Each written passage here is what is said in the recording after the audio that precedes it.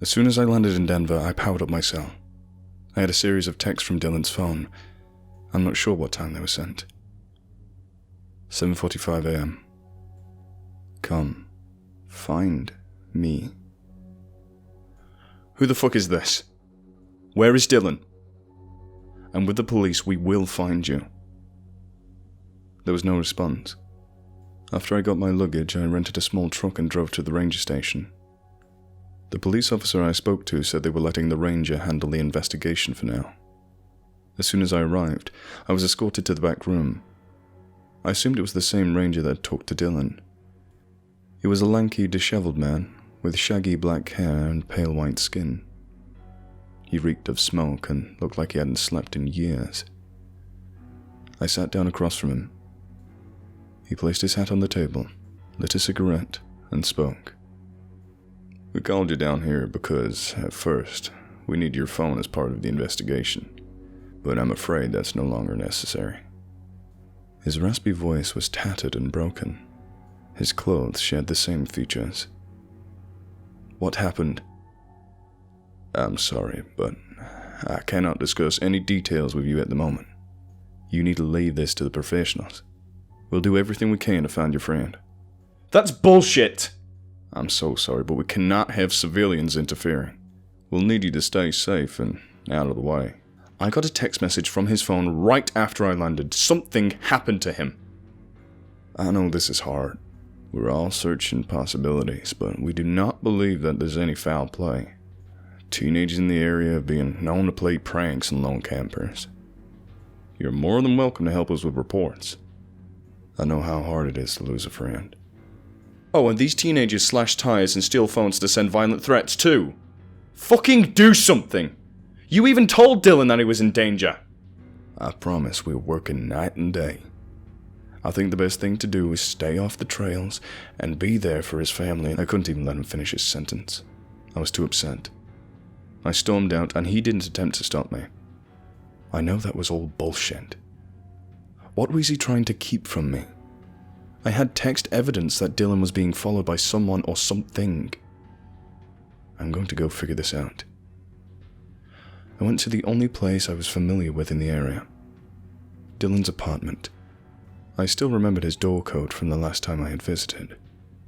The apartment was eerily quiet. I was overcome with feelings of fear and sadness. As soon as I saw a picture of Dylan in the kitchen, I couldn't help it. I had to cry. After a few moments, I collected myself, opened the fridge and pulled out a cold beer. I needed to sit and think. As I got up to throw away the empty beer, I saw something in Dylan's kitchen. His Colorado map. I'd forgotten all about it. Dylan used this large topographical map to keep track of all the places he's tracked.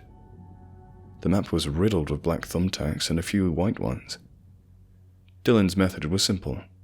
Black thumbtacks for the areas he had already explored, and white for his upcoming adventures. I wrote the coordinates of the white markers.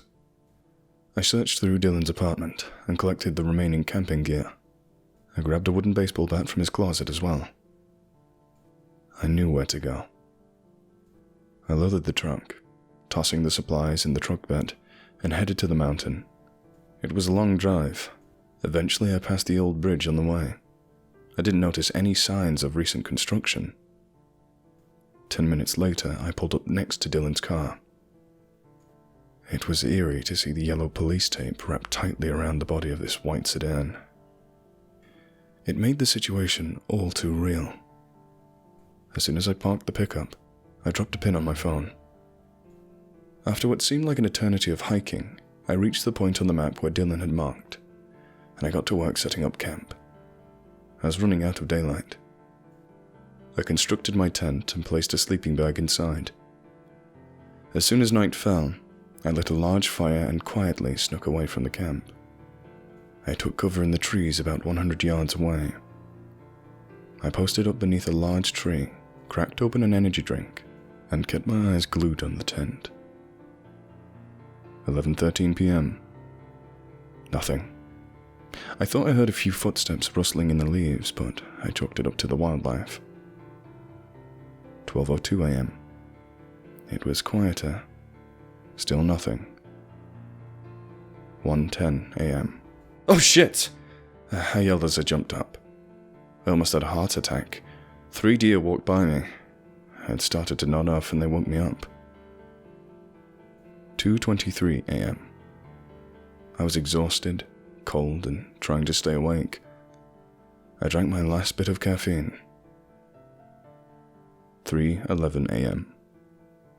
I saw something, walking towards the tent. It was a man, with a flashlight. He started looking in and around my tent. What the fuck? 3:13 a.m. He noticed no one was in the tent and started shining the flashlight around in the woods. He didn't see me.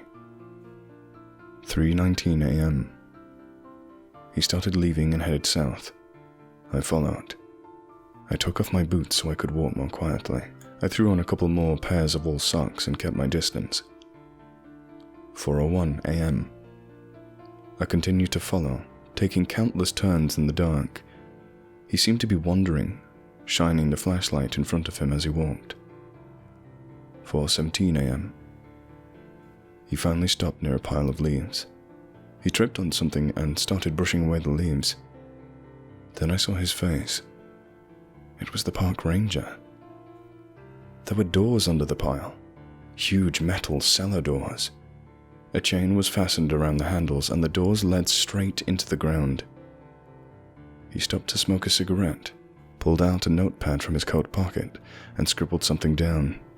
After he finished writing, he started looking through a flip phone.